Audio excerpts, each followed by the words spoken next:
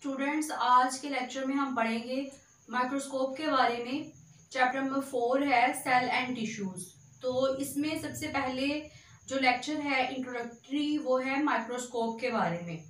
First of all हम पढ़ेंगे microscopy के बारे में। तो यूज ऑफ माइक्रोस्कोप, अगर हम माइक्रोस्कोप को यूज कर रहे हैं तो उसकी जो स्टडी है इसे माइक्रोस्कोपी कहते हैं।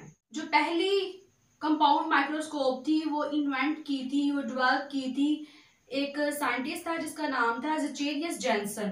इसने हॉलैंड में 1595 में इसको मुतारिफ करवाया था और ये बहुत ज़्यादा सिंपल कंपाउंड माइक्रोस्कोप थी। इसमें जस्ट 2 लेंसेज इस्तेमाल होते थे जो कि ट्यूब नुमा माइक्रोस्कोप की दोनों अतराफ थे।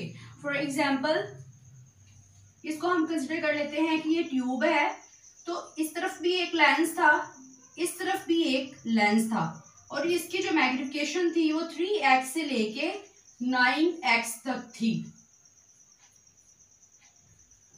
जब भी हम कंपाउंड माइक्रोस्कोप या सिंपल माइक्रोस्कोप के बारे में स्टडी करते हैं तो 2 तरह की टर्मिनोलॉजीज जो है यूज की जाती हैं।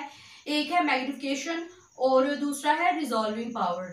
मैग्निफिकेशन का मतलब ये होता है कि जो भी हम इमेज देख रहे हैं, अगर उसका जो साइज है वो लार्ज करके दिखाया जाए, तो जिस रेंज में हमें इमेज जो है वो लार्ज नज़र आता है उस रेंज को बोलते हैं कि ये इसकी मैग्निफिकेशन पावर है। फॉर एग्जांपल यहाँ पे 3x से लेके 9x की जो मैग्निफिकेशन पावर है, ये मैग्निफिकेशन पावर सिंपलेस्ट जो माइक्रोस्कोप थी उसकी थी।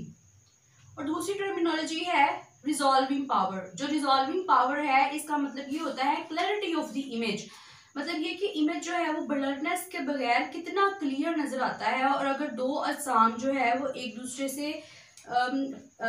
के साथ हैं लेकिन उनमें थोड़ा सा डिस्टेंस है और डिस्टेंस इस तरह का है कि अगर हम उसको क्लोजली ऑब्जर्व करें तो फिर हमें नजर आए। तो इस तरह की जो क्लियर करके इमेज को दिखा देना, इस तरह की जो टर्मिनोलॉजी है इसको रिजॉल्विंग पावर कहते हैं। फॉर एग्जांपल अगर हम ह्यूमन की बात करें तो जो ह्यूमन है इसकी रिजॉल्विंग पावर 0.1 मिलीमीटर होती है।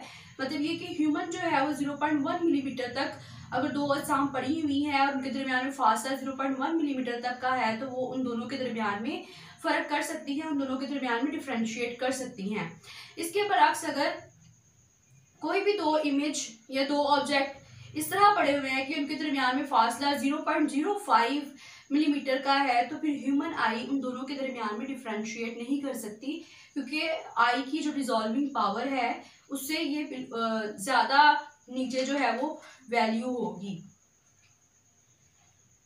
Magnification and resolving power can be increased with the help of lenses. लेकिन लेंसेज की मदद से इसकी रिजॉल्विंग पावर और इसके अलावा मैग्निफिकेशन जो पावर है उसको इंक्रीज किया जा सकता है।